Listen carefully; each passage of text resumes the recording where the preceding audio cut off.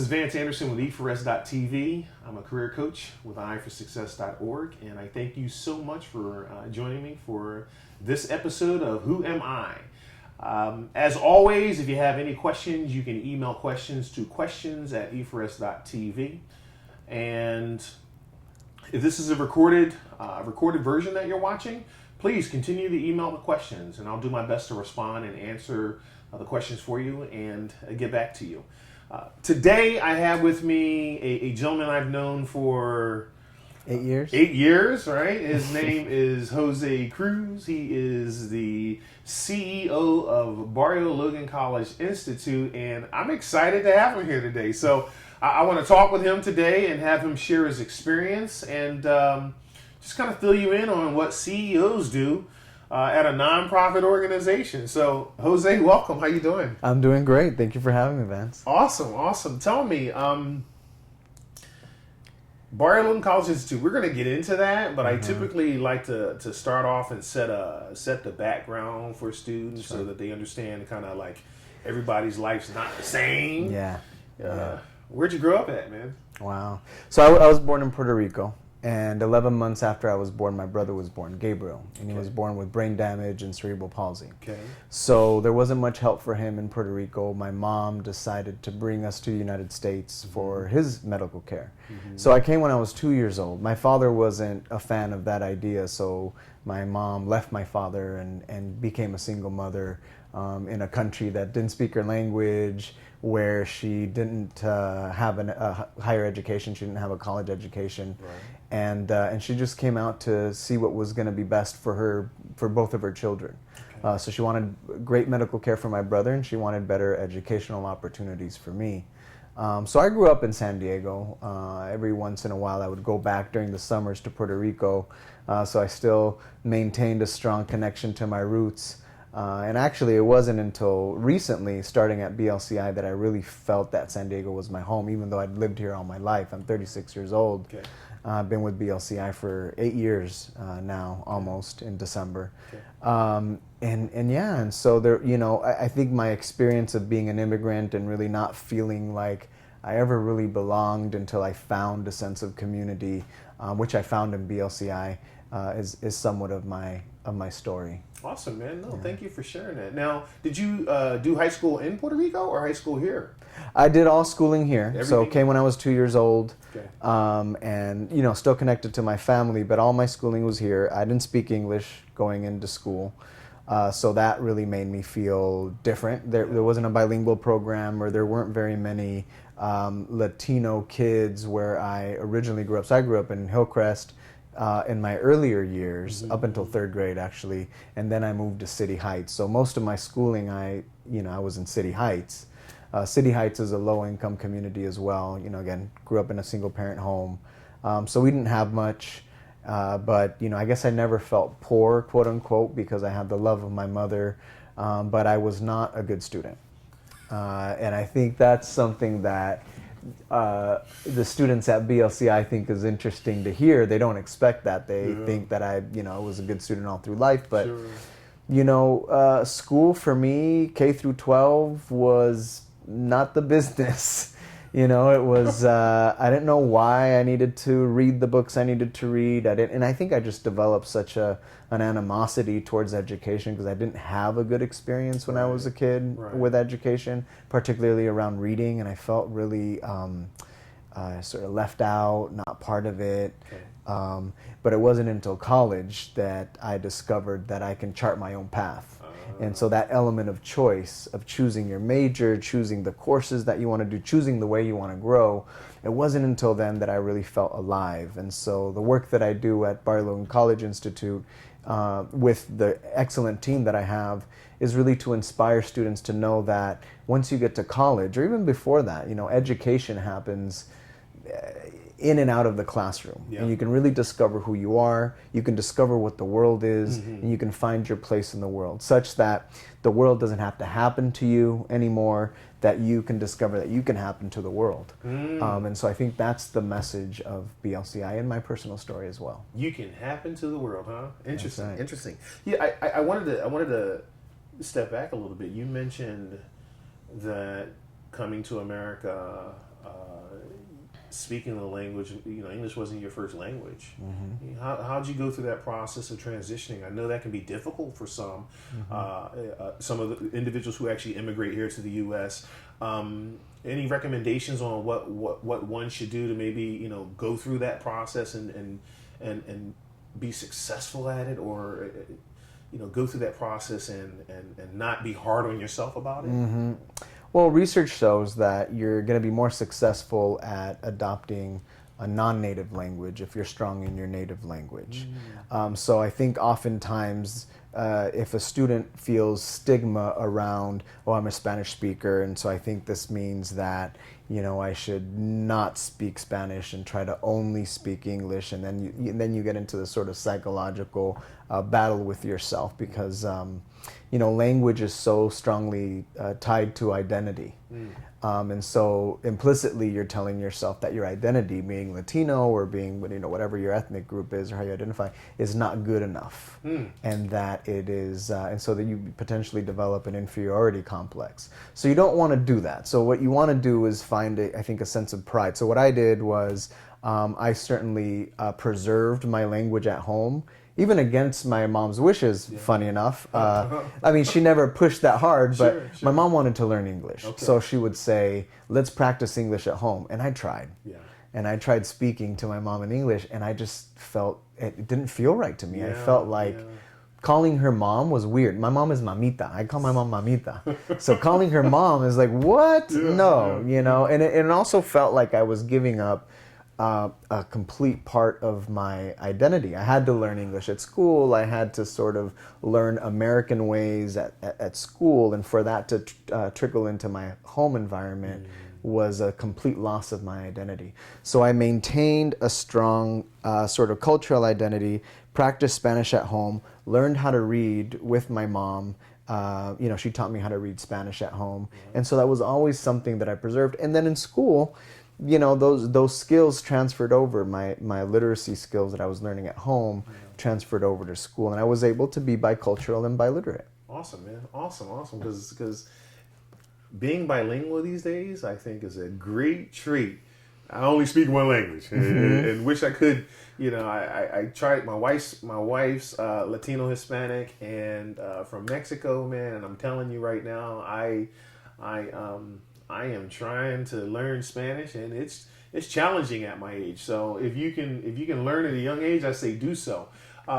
You said high school K through 12 was not your greatest years. They weren't my greatest years either. What were your biggest challenges, and how did you move through it? Yeah, I think identity was a challenge for me. Starting in elementary school, being a English language learner, sort of getting through that. I think middle school, just the changes that your body has, and that you're, psychologically your focus is on your peers and where do I fit in and what's my identity and who likes me, who doesn't like me. Right. I think going through that, I think that's something, that all kids go through.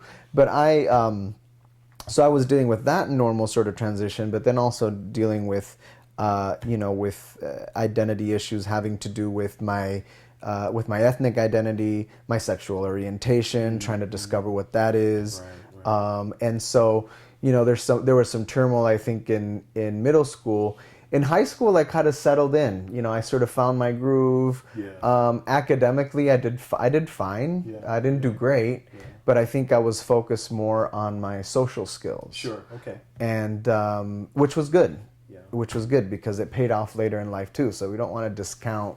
I would rather be, decent academically and also socially competent than academically excellent and then having challenges socially, because I think in my, life as a professional, my social skills are, I would even say, even more important than certain technical skills that I might have. I'm a strong believer that success is built on relationships, and not in a weird nepotistic kind of cronyism type of way, but we're humans. Organizations are made of humans. When we hire people, we want to hire good human beings that we can work with and we can be productive with. And so it's very important to develop those relationships. Awesome, man. Awesome. So, K through 12, and now higher education, right? I look at your stellar educational background, man. I say that because you've accomplished some things given the fact that you've immigrated to the U.S. and did you know what you were going to major in going into college? No, I didn't. Actually, the way that happened is I was in high school, and success is built on relationships. And so I had built a pretty strong relationship with my counselor. Okay. And she was like a mentor to me. And one day, I think it was my junior year, she goes, "It's your junior year. Are you going to go to college?" And I said, I think I am. I think I'm going to go to college. Sure. She goes, "Of course you are. What do you want to be?" Well, I didn't know, but I really liked her. She was very helpful to me. And I said, I want to be a school counselor like you. She goes, "Great." I was a teacher for 3 years. Then I went back to school, became a counselor, and right. I went to San Diego State. Yeah, I think you should do the same.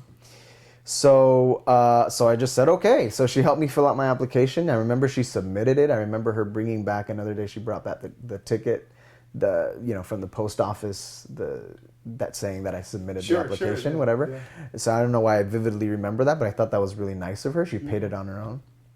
Anyway, so before I knew it, I was at San Diego State, and I went in as a liberal studies major to be a teacher. Very interesting because schooling, I'm not going to confuse it with education. Okay. Schooling was tough for me. Yes. Education has never been tough for me, right? Okay. Learning, expanding, being curious and intellectually curious, I've always been that. Mm-hmm. In fact, I think that was kind of the issue that I had with schooling is that I asked too many questions or, well, why are we doing that? Like I needed to see why. And if I didn't know why, then I'm not invested. Okay. But anyway, so there I was. And but then once I was at San Diego State, I realized that none of my friends went to college. Now I knew they weren't going to, but in high school, I just thought, well, this is my path, that's their path, it's whatever. Sure. But what I noticed was that our worlds were just transforming and changing at such a rapid rate. The conversations that I wanted to have about life were very different from the ones they wanted to have. I was sort of very curious about theoretical concepts and how the world works and all these discoveries that people had made before me. And my friends were more interested in survival. Yeah. They needed a job, they needed to pay the bills. Now they have kids. Now, some of them dropped out of high school, they had to work.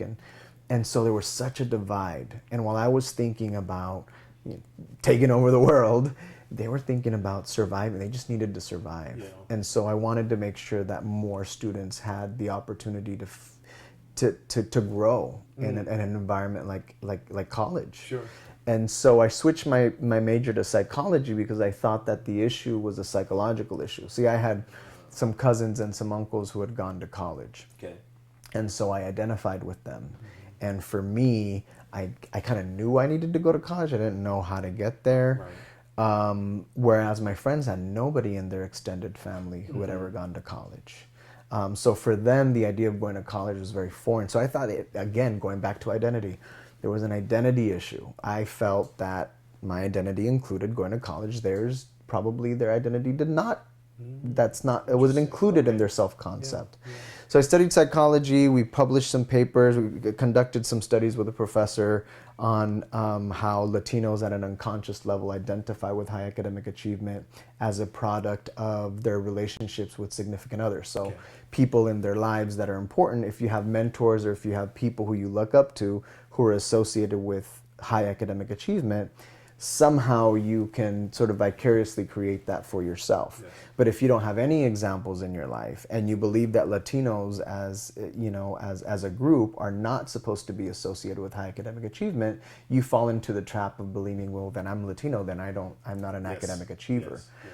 And so our study looked at how role models really play a role in getting over what's called an implicit stereotype. Okay. The implicit stereotype meaning that Latinos are not high academic achievers. And we published a paper, and I was an undergraduate, and I felt super proud of that. I was like, wow.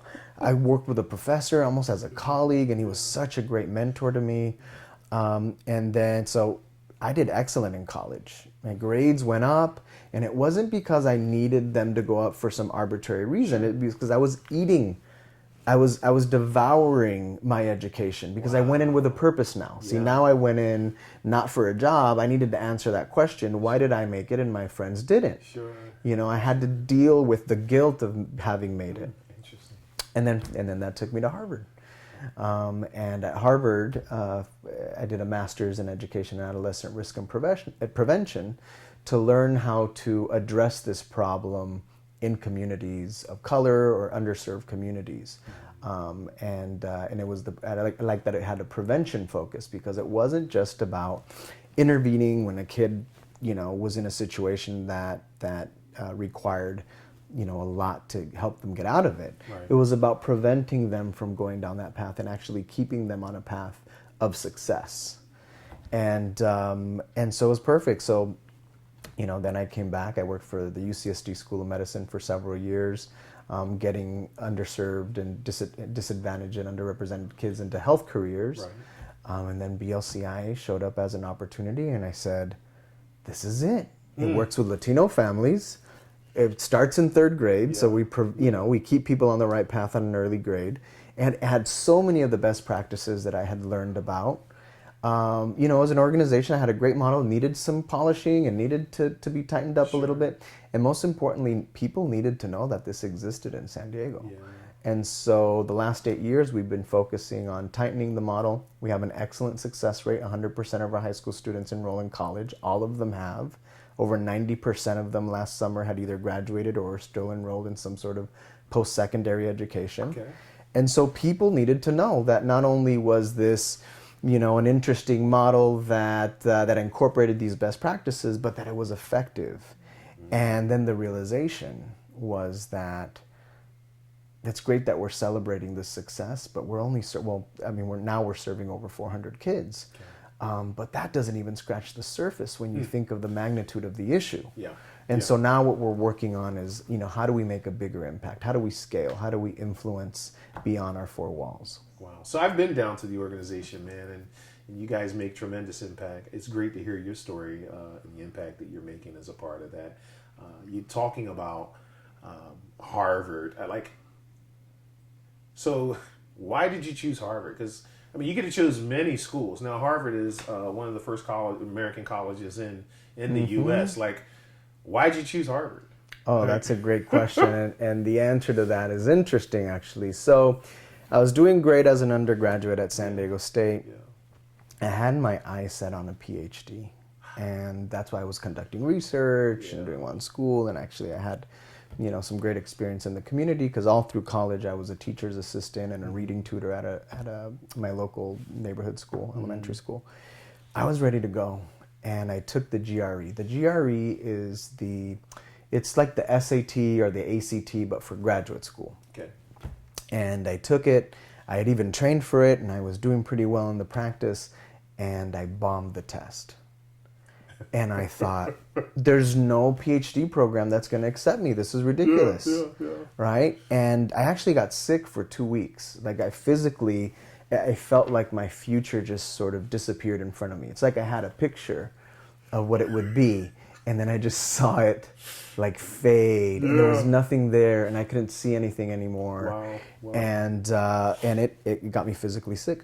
Thankfully, I was participating in support programs for minority students. You know, many times we face these issues, and the McNair Scholars Program at San Diego State. I developed, again, great relationships with the staff there. Success is built on relationships. They said, Jose, that test doesn't represent you. And they just really convinced me that there were other aspects of me that really showed how strong I was. Then I learned that some other students, you know, from San Diego State had gone to the education program. And I thought, well, if they can do it, you know, I could do it. I've invested so much. So I actually went to Harvard thinking that if a PhD program saw that I went to Harvard and did well, that they would say, that they'd overlook the GRE score. So I was actually still being strategic about it. But after I was there, I did a practicum. So I actually worked in some of the toughest public schools in Boston at a middle school. I mean, this was a school where you couldn't see out of the windows because they were so dirty. The water was contaminated. You couldn't drink out of the fountain. It was actually kind of constructed like a prison. You had the disciplinarian in the middle and the classes on the wow. side. It was really a training ground for it really was for Wow. prison. Wow. And it was a tough school. And I realized, you know what, maybe research is great. I love research. I love writing. I love speaking about research. But I said, you know what, there's this gap between the academics and academia and what's published in these obscure journals and the world of practice. There's a gap. How do I bridge that gap? And that's when I decided that that's what I wanted my life to be, a bridge between research and practice. And when I came, so I decided, instead of going straight into a PhD program, I said, you know what, I'm gonna get in the field. I'm just gonna do it. I'm gonna get my hands dirty. And I haven't pulled out of that since. Right now, I'm actually considering a PhD program. Is that right? Yeah, but one that still allows me to work, Sure. and that still allows me to be that bridge between theory and practice. Sure. So, interesting you share the story about, doing work back in Boston and giving a visual of what the school environment was. I mean, from your perspective, I'm assuming, and you use the word, a ground for, like a training ground for prisons. Like, what kind of message does that send to students? I'm assuming, from your perspective, you had to feel like this isn't good. And did that push you even more to want to make a difference? It certainly did. When I came back from Harvard, the first question I would get is, well, how was Harvard? Or what did you learn at Harvard? Or, is there an epiphany? And the epiphany didn't come from classes. It didn't come. It came from being in that environment. And so I was a prevention practitioner. So what I did with the kids is I would assess them for their level of risk. So I would take a classroom, and I had to get 5 of the highest risk students, and I would meet with them on a regular basis. I think I would have 1 hour a week with those. With those kids, and then another 10 students that are sort of the second tier of risk, and with them I would maybe do some group therapy and things like that, and then I would take the whole class and we'd do some activities for the class, right? So we had to tier the students. And so with those 5 students that I had the deepest relationship with, because I had to, the ones that were most at risk, as they're telling me about their life and their environment, I mean, the danger of just leaving their home to walk to the train station. I mean, that was unsafe. You might get jumped, you might get stabbed. And then let alone coming to the school and having it feel like a prison. Yeah. Some of the teachers, I mean, there's some great, amazing teachers there. I'm like, how do you do this with your life? How do you do this? Sure.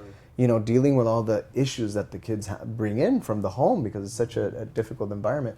And then there's other teachers that were disengaged and sort of just collecting a paycheck. And so it was hard for me to believe and to sell to the kids that, hey, if you do well in this school, you're going to do well in life. Because even if they did well in that school, they would not be prepared for life. I mean, I was working with 8th graders, and 3 of the 5 students that I had in the high risk category, 3 of them were 16 years old in 8th grade. And several of the other students in that classroom were 16. One of them was 17 years old, in 8th grade, right? So many of them didn't know how to read. I mean, it was difficult for me to sell them the idea that, hey, just do well in school, right? And so what this did for me is it shocked me, and it made me realize that as much as I like working individually with students, because I'm still a mentor, I can't in good conscience not do something at a more systemic level. I have to do something to where this school should be illegal. This should not be okay. We should not be thinking that this is going about our daily lives when there's a prison training program in Boston. Right? When a child walks out their door and can get shot at any time. That shouldn't be normal. We shouldn't be okay with that. And so it did propel me. It did propel me to do something at a more systemic level. And so, I could have been a school counselor, right? That's what originally I wanted to be. And great, I would have touched a lot of lives, and, a school counselor changed my life, right? So a very valuable person. But I decided that I wanted to do that plus change systems. Awesome. That's powerful. I mean, from when I think about that, and a lot of people don't know, like a lot of people aren't quite aware what the education systems are like out there, right? The support structure are like. You see things on TV, and when your children go to great schools, you don't assume that other children aren't going to great schools, right? There's just this assumption because that's what you see. It's what you experience or what you see in TV and the media. But good for you to share that. I think that's a powerful story. Now, being armed with all of this energy and willingness to want to make a huge impact, you head back to San Diego. You land yourself at Barrio Logan College Institute immediately, or were you working somewhere else prior to? At UCSD at the School of Medicine.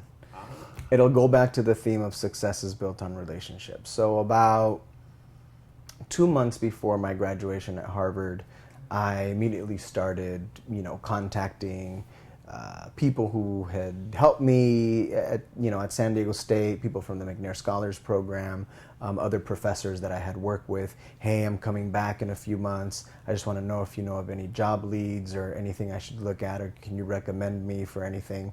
And it was the director of the McNair Scholars Program who said, you know what, I have a friend who works for the UCSD School of Medicine. She's working on these programs to help kids get into health careers. I think you should apply. And I actually entered originally as a data coordinator. So my job, this was a grant from the federal government, and it funded several programs in the community as well as at the university, at the School of Medicine, and at a community college to make sure that students had services throughout a pipeline so that they would go into in health careers and then address health issues in their communities. So I went in as a data coordinator. My job was just to collect data from the programs and prove that they were effective and those kinds of things, because I had the research background and somewhat of the practice background. But what was funny is that within a year, we lost the grant. And so the danger was we're going to lose these programs. The grants are... And so that actually propelled me. Again, these challenges. And instead of saying, well, I better start looking for another job, I said, no, I'm going to save these programs. So we looked at, how do we bring these programs together into an institute instead of having a variety of different ones? So we created the UCSD Health Sciences Institute. And I said, this is what it is, and actually we're going to save costs because the different programs, instead of having these different services, we're going to have them share certain services. So we brought down the cost of the different programs, we made them more efficient, and we created an institute. Then I applied for money from private foundations to support the institute. And we ended up saving some of the programs. And that was, very impressive to my boss. And it was funny because I did the presentation. I said, okay, here's the idea. Here's how we're going to save the programs. And then at the end of the presentation, I had a slide and I said, so if we do this, can I become the director? And she goes, sure. If it works, you can become the director. So then within a year, I became the director of the UCSD Health Sciences Institute. Awesome. Okay. And then, about 3 years later, then I went over to BLCI. And when you went to BLCI, you went in at a director level, or what level were you there when you started over there? I went into the executive director level, into my position. Okay. So, man, you've got a very varied background. You have an extensive experience through the educational process and some wonderful stories, quite honestly. I've known you for almost 8 years now, and we've never really sat down and had a conversation like this. And I'm like, whoa, okay, wow, right? I knew you went to Harvard, but I never knew you experienced those things back in Boston. Me being from the East Coast and to hear you share those stories, it resonates with me, right? It resonates with me. Tell me, for high school students and college students, do you have any recommendations, like about the what they should do in high school or what they should do in college when considering careers? Like, what recommendations do you have going through that experience? Because I have recommendations. I think everyone has a recommendation. What recommendations do you have for them as they go through the high school experience? Because some high school students are like, why am I here? Some college students are like, why did I take this major? Right? And so, any recommendations for them? Well, if they're saying, why am I here, they're asking the right question. Yeah. Except it's probably not, why am I here in high school? It's, why am I here in life? Why was I born? Yeah. Right? Okay. I'm a strong believer in going into college with a sense of purpose, right? Not looking at college as only a job training opportunity. Oh, I'm going to get this degree so that I can be X job, you know, so that I can have an X job. But rather, I'm going into college to arm myself with what I need to fight the fight that I need to fight in this world. And so if as a high school student you can start exploring that, some ways to do that is to go deep into your personal story. What have you already experienced? You know, have you had a significant challenge with anything, physical challenge, mental challenge, familial challenge, and go deeper into that and start looking at those challenges as potential gifts. You know, within that, there might be a sign for something that you can develop a passion for that can propel you forward into, you know, achieving your mission. And then when you enter college, it's not about, oh, I just need to, you know, get this piece of paper. Then you're interested. Oh, I want to learn this and I want to learn that. And oh, this is really going to help me make the case for, you know, the thing that I want to resolve. And, you know, I have several examples of students. We started leadership programs at BLCI about 3 years ago for this same reason. So this is the Panchito story. And you know Panchito, the kid with the long hair. So Panchito's been in the program since 4th grade. Decent student, you know, doing well in school. And in 11th grade, I find out that he was considering not going to college. And I said, first of all, I said, well, we all go to college, so you're not going to mess up our success rate. But, no, but I'm just kidding. I actually approached it with, I was like, you're not going to say, that's 100%. That gets us money. So we need money for the program. So you're not going to mess up our 100% success rate. No, but I approached it with curiosity. I was like, this is interesting because Panchito was not a kid that I would have considered to be at risk. Right. And so I had a conversation and he goes, you know what, Jose, the only way that people have talked to me about college is that it helps you get a better job to make more money. And he says, yeah, I guess that's important, but I'm going to be honest with you. We're poor, and my family's close, and as long as I have a roof over my head and food in my belly, I don't know, I just want to get married, I want to start a family, I want to help my community. I don't need all that glitz and glam. I'm not into that. He didn't even own a cell phone. You know, he's one of these kids that he was just like, you know, he's a deep kid. And I said, I've done you a disservice. You've now forced me to make the case to you as to why college is something beyond just a job. And let me tell you a story about how I had a burning question about why I had gone to college and my friends didn't, and how that burning question allowed me to, build the armor that I needed to fight the fight. Now I'm here, in this position, being able to serve my community with the credibility to do so, because college gave me an opportunity to make a bigger impact. Wow. And so that inspired him. Then we related it back to his mom. His mom is actually a community organizer in Barrio Logan, and she only has a 5th grade education. But if you hear her, I mean, she just sounds like a professor of issues in Barrio Logan. I mean, she's very knowledgeable about it, and she doesn't speak English. She'll say it in Spanish, and you're like, oh wow, And I said, and they had actually organized for a community plan for something in the community. They'd been doing this for decades. To make sure that companies or factories that were creating pollution would move away from the residential areas. And they finally got it approved by the city council. They did all that.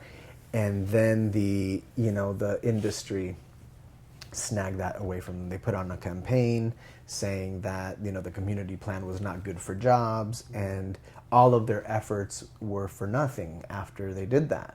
And they lost what they had worked so hard to do.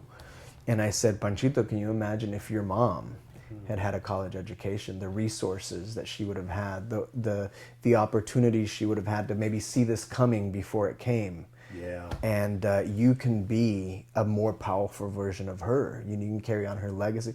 Well, anyway, it just ended up being this amazing mentoring relationship. We started talking about philosophy, and I started introducing them to sociology, psychology, issues in education. And Panchito, this is what you get in college. These conversations that we're having that you're so interested in and you're so inspired by, this is what college is. So he goes, I'm going to college. Panchito's in college. He actually he's at San Diego State as well. And he wants to go to Harvard, so he wants to follow my path. Yeah. But he has a 3.9 GPA. Okay. And then, for the kids out there, you can't get beyond a 4.0 GPA in college, right? So 3.9, that's pretty solid. He has a $30,000 scholarship. He's a leadership, a scholar on campus, so he works with over 300 organizations on campus. Right. He's won awards. He won the Outstanding Youth Volunteer of the Year award in 2015. His big posters are on our wall. And I've hired him, so he works with us part-time as our leadership program specialist. So this young man goes into college just devouring what he's learning, not a complaint about, oh, this class is so boring.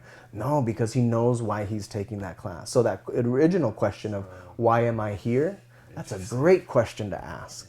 Now you actually have to try to answer that question. Yeah. Why are you here? Interesting. I like that.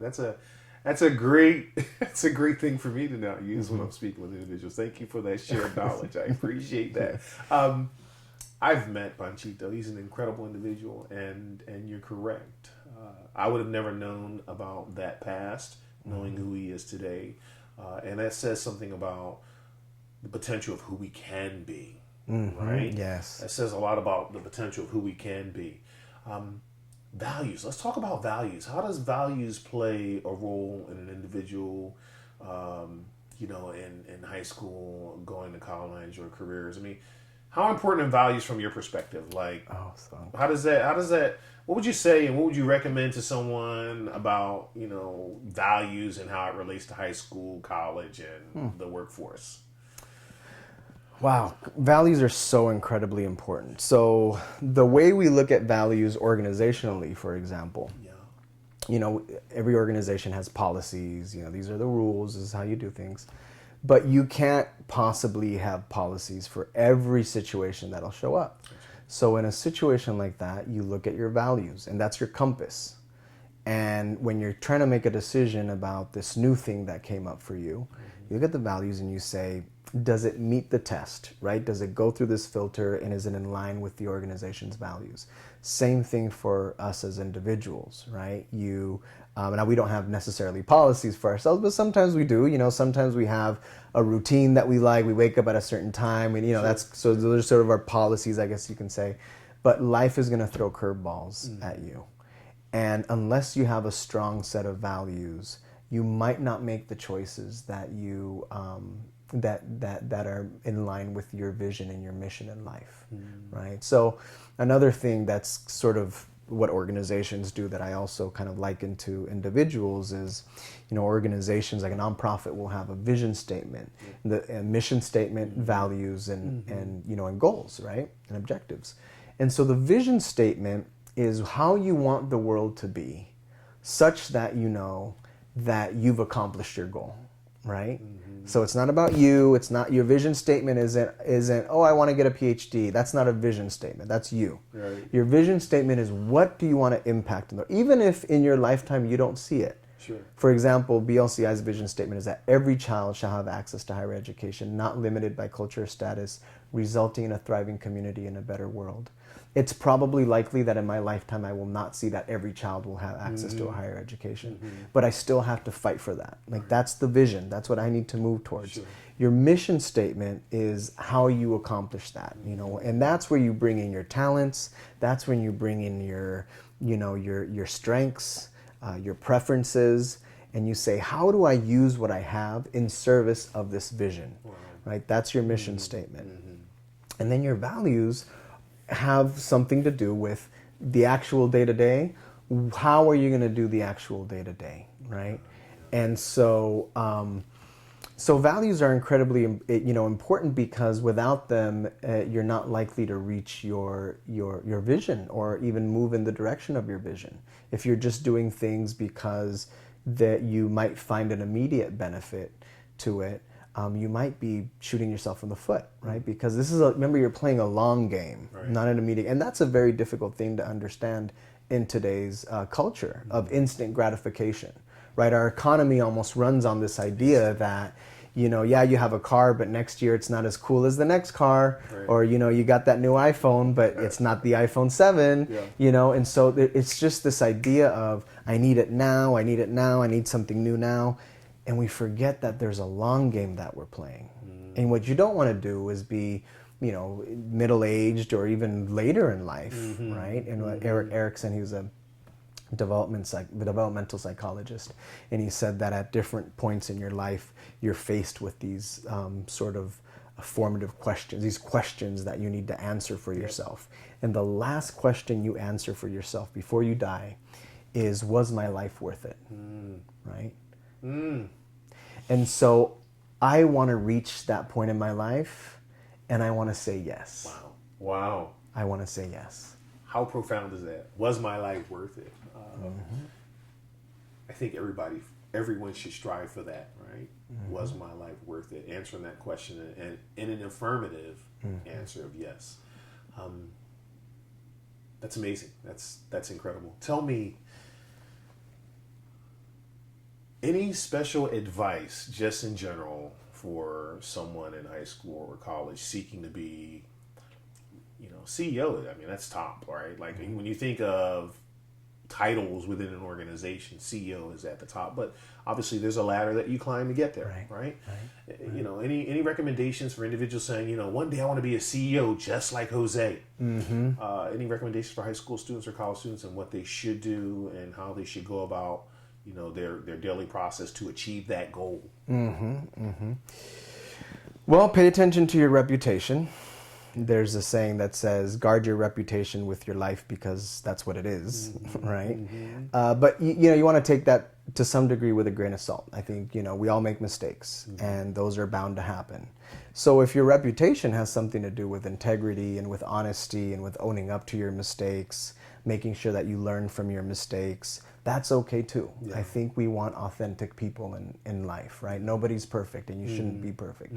But you should definitely make sure that you present the person that is authentic to you, while at the same time that demonstrates to other people that they can have confidence in you, that their money's going to be safe with you, that their resources are going to be safe with you, that you're going to make the best decision possible. You're ethical. You're not going to do something that is in your immediate best interest, that you're always going to do what's right for the organization, right? So you want to build a reputation of integrity. Success is built on relationships. Oftentimes your boss, if it's a good boss, might come to you and say, well, how are you doing? Right? They might do a check-in with the employee and what are your goals as an employee in this company, and and how might we help you meet those goals? Do you know that nobody ever asks the boss that? Ask your boss, what are your goals? How are you doing today? That's right, they don't. How can we align our goals? Okay, that's great. So let me see, partner with your, they want to be cool too. They're humans too. That's leading at a higher level, right? Right. Exactly.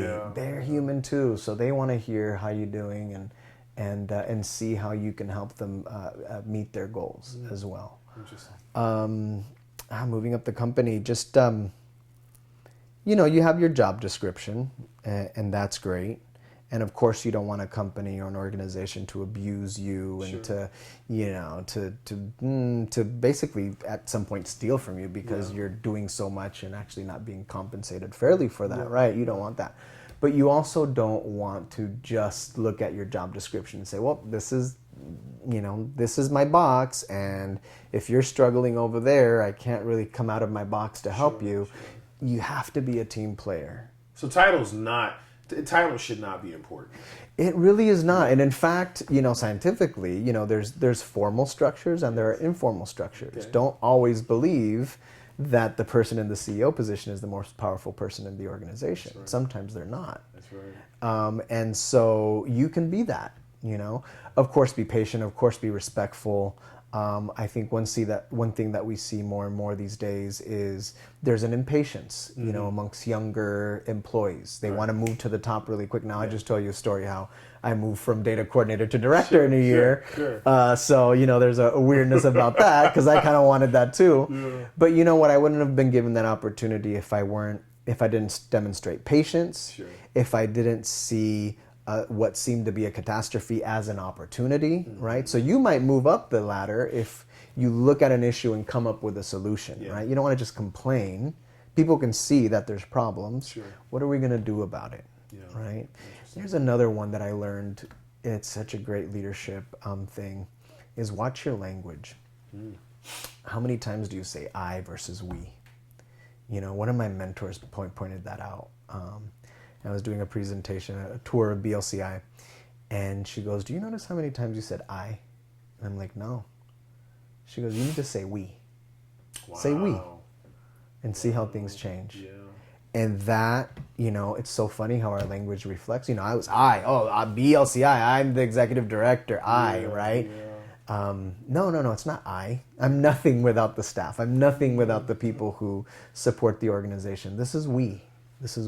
That's interesting. Interesting you say that. I think that's a selfless servant approach, and that's what leadership is about.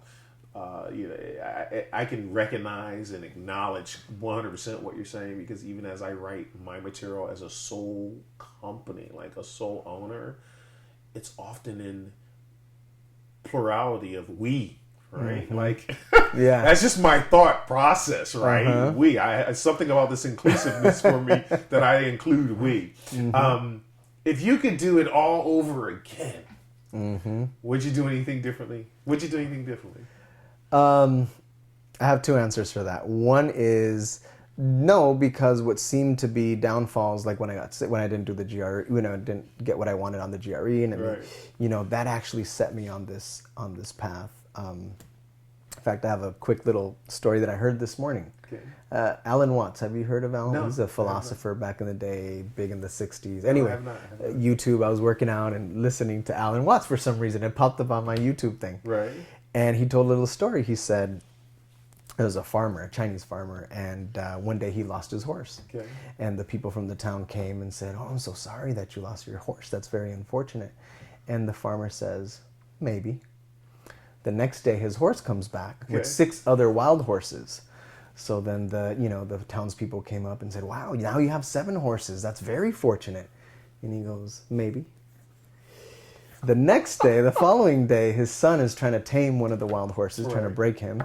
And he falls off the horse and he breaks his leg. And the townspeople come and say, oh, that's so unfortunate. Your son broke his leg. And he goes, maybe.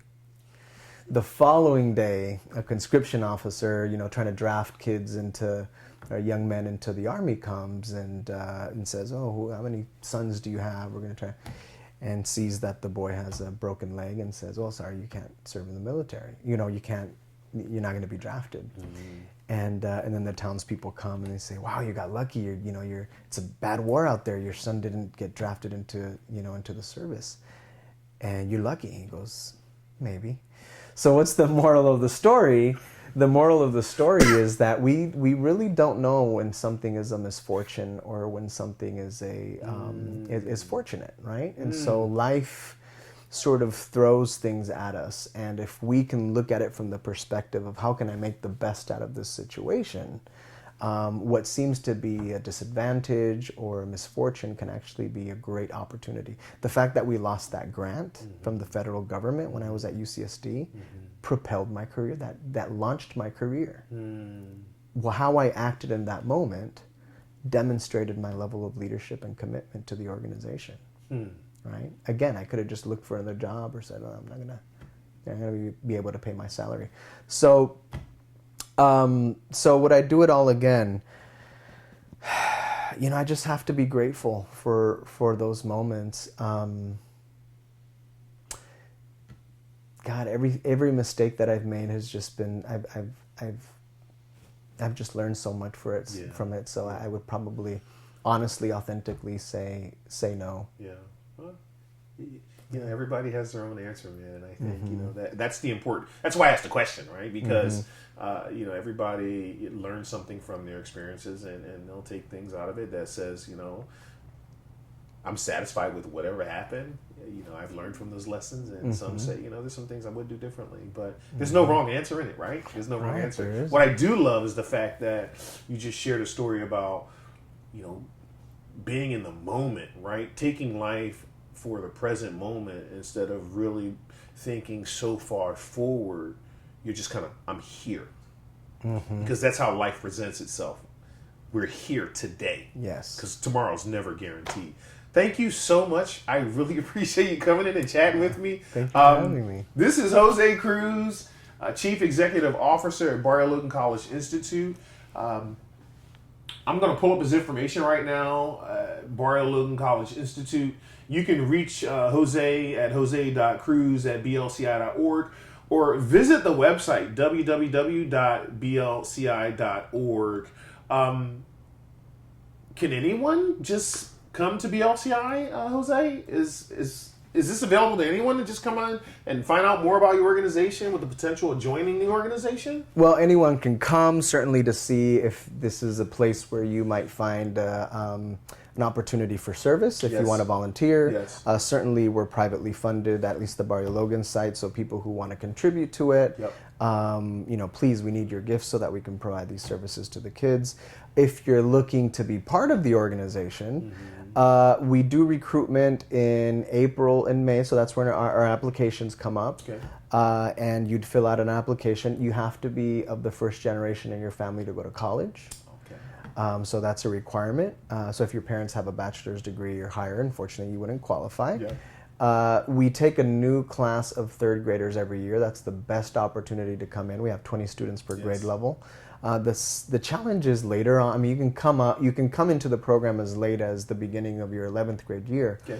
The challenge is that people don't leave the program. We've had kids from third grade that stick with us, and nobody wants to leave because it's such a great program, and so we don't have very many spots available. However, one thing that's happening more now is our students have seen this, and they're developing programs for the community. To teach them about the importance of a higher education. So you might be able to come to one of our conferences that our students are putting together, or even partner with some of our students and volunteer and maybe help us put on a conference for the community. Awesome. Thank you so much. So you heard it directly from Jose, and I'll put the contact information up again. It is Barrio Logan College Institute. You can reach Jose at jose.cruz@blci.org. That's the website, www.blci.org. And I've been down the organization. It's an incredible organization. I've been working with the organization for, as Jose mentioned, we've been knowing one another for over 8 years now. And it's an incredible nonprofit organization in Barrio Logan. If you have the opportunity to get down there and visit, surely go down there and volunteer your services. They are tremendous at impacting the youth, and as you heard it directly from Jose, from the third grade on up. So this is Vance Anderson. Thank you so much for watching this episode of Who Am I? This is E4S.TV, and I'm a career coach for iforsuccess.org. As always, be expressive and be authentic and make an impact in this world. Thank you.